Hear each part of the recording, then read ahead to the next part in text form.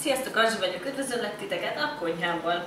A mai videóban egy olyan klasszikus receptet mutatok meg, ami nem más, mint a méteres kalács. És tudjátok, hogy miért méteres kalács a neve?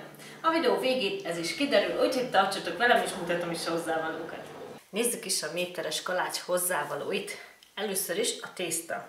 A tésztához ennyi hozzávalóra lesz szükségünk: 4 tojás szétválasztva, 20 deka porcukor, 1,5 deciliter olaj, 1,5 deciliter meleg víz, és én 2 evőkanál fekete kakaóport használok, de ha nem juttok fekete kakaóporhoz, akkor 4 evőkanál holland kakaóporral helyettesítsük. És ami a képről lemaradt, az 25 deka liszt. És akkor jöhet a krém. Először is, ami biztos, hogy kelleni fog, az 25 deka vaj és 10 deka porcukor. Ezen kívül kelleni fog nekünk egy csomag vaníliás cukor is. És nagy általánosságban a méteres kalács puncsos krémmel készül, én most meggyes krémmel fogom elkészíteni. Van 800 g fagyasztott meggyem, egy csomag vaníliaízű pudingpor, 2 evőkanál keményítő, és 3 evőkanál cukor. A tetejére 200 g csokit fogok olvasztani, 2 evőkanál olajjal a szokásos módon. Na, először is a pudingot fogom elkészíteni, mivel annak teljesen ki kell hűlnie. Először is a meggyet beleteszem egy edénybe, majd pedig ráöntöm a 3 evőkanál cukrot, és felteszem főni.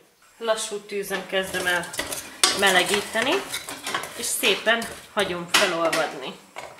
Hogyha felolvadtam akkor nagyjából még egy ilyen 10-15 percig főzöm alacsony lángon. Akár le is vethetjük, csak figyeljünk oda, hogy ne égjen le.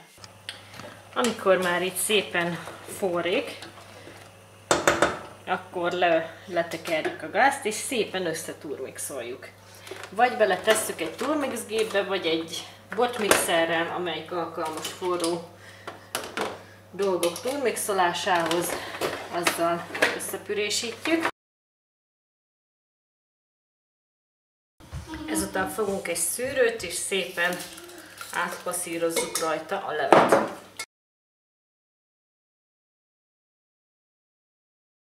Amikor kész vagyunk, megkóstoljuk, hogy mennyire is savanyú ez a megy. Hú, az enyém eléggé. Úgyhogy most belöntöm a cukrot, és visszateszem a tűzhelyre, mivel ugye ebben fogom megfőzni a pudingot. És beleteszem a vaníliás cukrot is. Közben a pudingport belöntöttem egy tálba, és belöntöm a keményítőt. Ezt elkeverem, és öntök rá egy deciliter vizet. Amikor elkezdett forni, mehet bele a puding, megfőzzük, mint egy rendes pudingot. És kész is van, teszünk egy folpakkot a tetejére, és hagyjuk teljesen kihűlni. Na, nézzük a tésztát. Először is a 4 tojás sárgáját belerakjuk egy nagy edénybe. Ez a fehérje, ezt nem. És a porcukrot is. Ezt most jól kikavarjuk. A tojás fehérjét beleöntjük egy másik tálba. Így is félretesszük.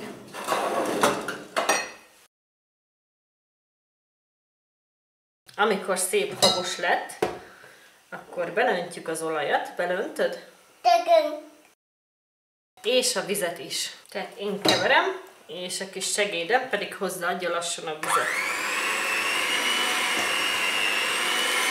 Ja, szép lassan.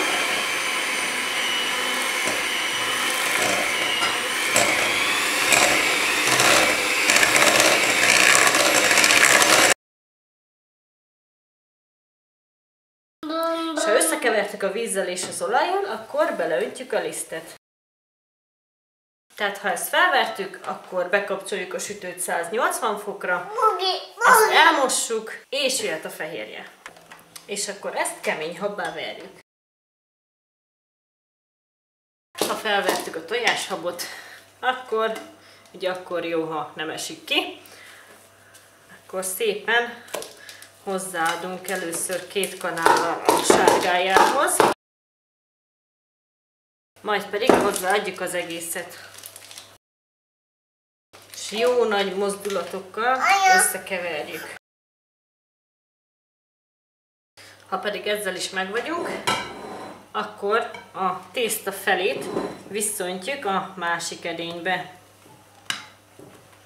Hát körülbelüli felét. Le is mérhetitek, de igazából ha van két egyforma tálatok, akkor azt nagyjából látjátok, hogy körülbelül egyforma. Na, én már kibéleltem az őzgerinc formámat, ebbe szépen a fehér tésztát beleteszem, és hát nem a fehéret az egyiket, mert jelenleg még mind a kettő fehér. És ez mehet is be a 180 fokos sütőbe, 25-30 perc alatt el is készül. Addig pedig foglalkozunk a barna tésztával. A másik tészta a sütőben, úgyhogy jöhet a barna tészta. Kakaóport beleszitálom a tésztába, majd pedig szépen összekeverem. És megvárjuk, amíg a fehér tészta szépen kisül. Kész van a fehér sütemény, ezt kivesszük, rakok bele egy újabb sütőpapírt. Vigyázzatok, mert még forró a forma, és mehet bele a fekete tészta vagy a barna tészta, és ugyanúgy készre sütjük. Fontos, hogy az őzgerinc formák egyformák legyenek, úgyhogy vagy így egymás után sütitek, vagy ha van két egyforma, akkor mind a kettőt be tudjátok rakni egyszerre. Hát nekem csak egy darab van, úgyhogy én egymás után sütöm, de igazából így sem lesz semmi baja neki. Mehet is vissza a sütőbe. Készen van a fekete tésztánk is, úgyhogy ezt is kiveszem. És most már csak meg kell várni, míg mind a kettő teljesen kihűl, valamint a puding is kihűl. Most, hogy már minden kihűlt, így jöhet a krém összeállítása. Vajat belerakjuk a tálba, hogyha az összes cukrot belöntöttétek a pudingba, ahogy mondtam, akkor cukor nélkül habosítjuk ki a vajat. Hogyha maradt még cukrotok, akkor a cukorra. Hát én belöntöttem a pudingba az összeset, úgyhogy anélkül fogom kihabosítani. Hogyha meg vagyunk a vajjal, akkor beletesszük a kihűlt pudingot. Ugye, mint mondtam, simán csinálhattok csak puncspudingot, 4 deciliter tejből és ugyanúgy 3 evőkanál cukorból. És most ezzel kikeverjük a vajat.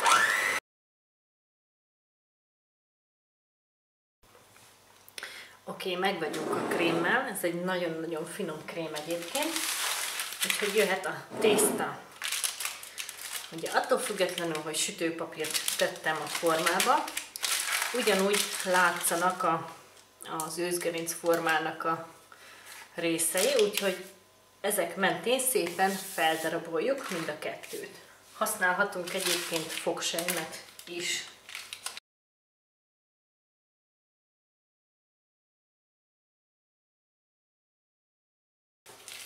Kész vagyunk a felvágással, és hogy miért is hívják méteres kalácsnak, már is mutatom.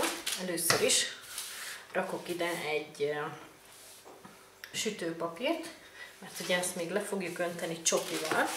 Közben a krémet én beletettem egy habzsákba, mivel ebből sokkal egyszerűbb kinyomni, mint kanállal kenegetni.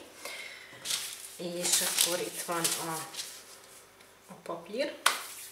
Na, a kalács összeállítása. Fogunk egy fehéret, nyomunk rá krémet,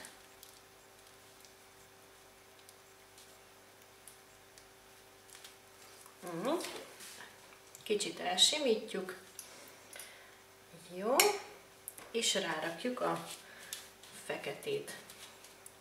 Összenyomjuk, jöhet a következő fehér.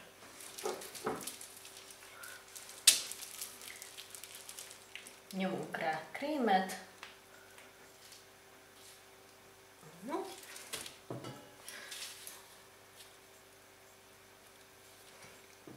Elsimítjuk, hozzá nyomjuk a feketéhez. Így. Következő egy fekete. Nyomunk rá krémet.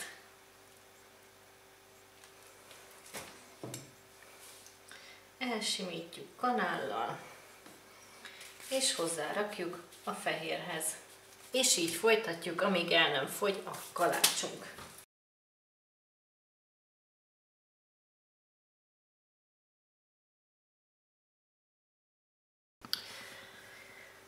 Mint láthatjátok, még a fele itt van.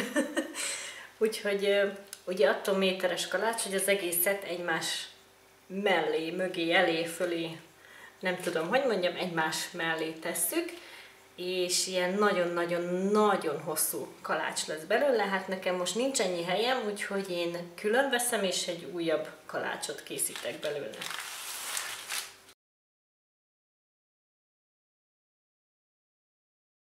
Ahogy már az előbb láthattátok, hogyha habzsákkal készítitek, akkor a legegyszerűbb módja, ha kirakjátok, és egyszerűen csak telenyomjátok krémmel mindegyiknek a végét.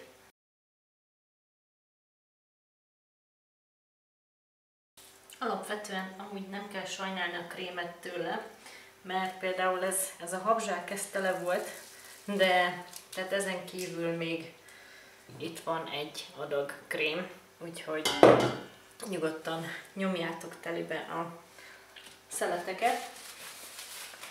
És akkor ugyanúgy, mint az előbb, egyszerűen csak összeállítgatjuk a kalácsokat. Rosszul kezdtem. Ide berakom azt, amin nincs krém. Így.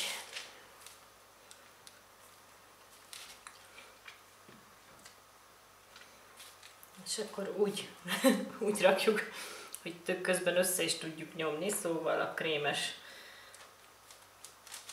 felével arra, vagy másik irányba, attól függ, milyen kezesek vagytok.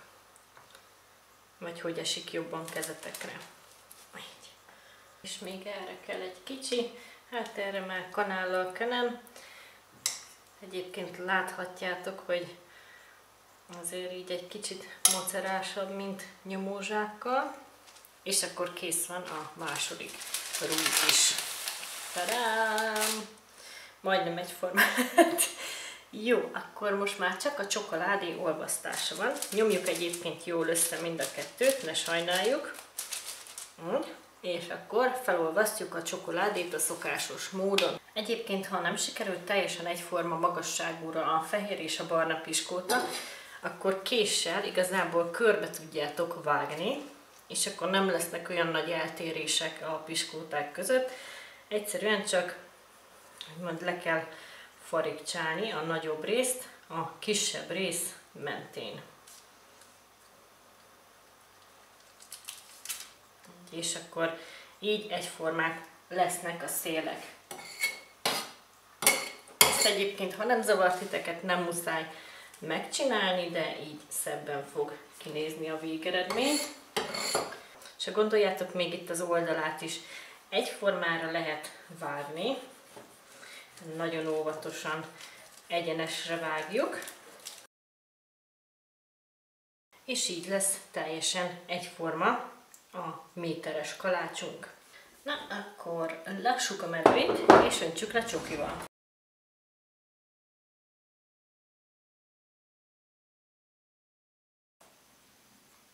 Ami pedig a két oldalán lefolyt, szépen felkenjük a két végére, és próbáljuk meg úgy elhúzni a csokit, én ehhez most egy kenőkést használok, hogy ne maradjon ki piskóta a tetején.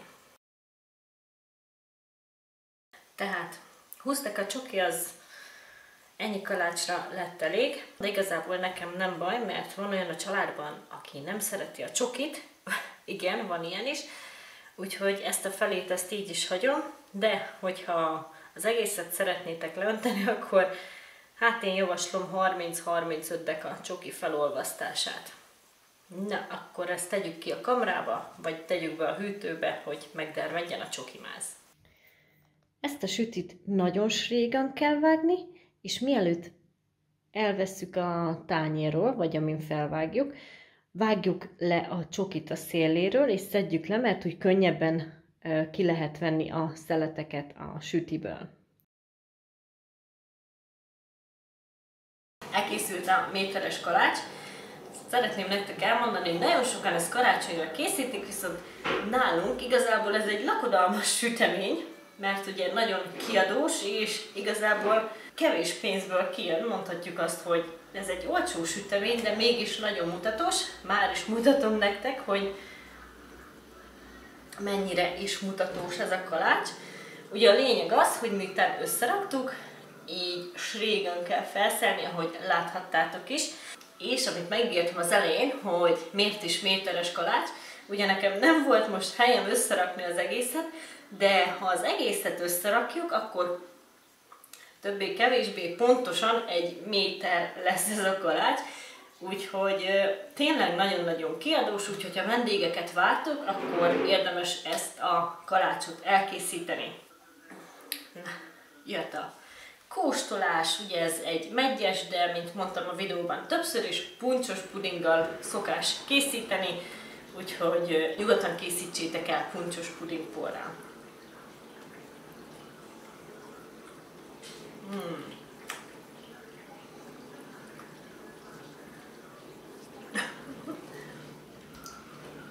De ezzel a meggyes pudinggal is isteni, úgyhogy ezzel is elkészíthetitek, sőt, igazából bármilyen piros gyümölcsöt választhattok hozzá, ami fagyasztott, és ugyanígy el lehet készíteni, mint ezt a meggyest.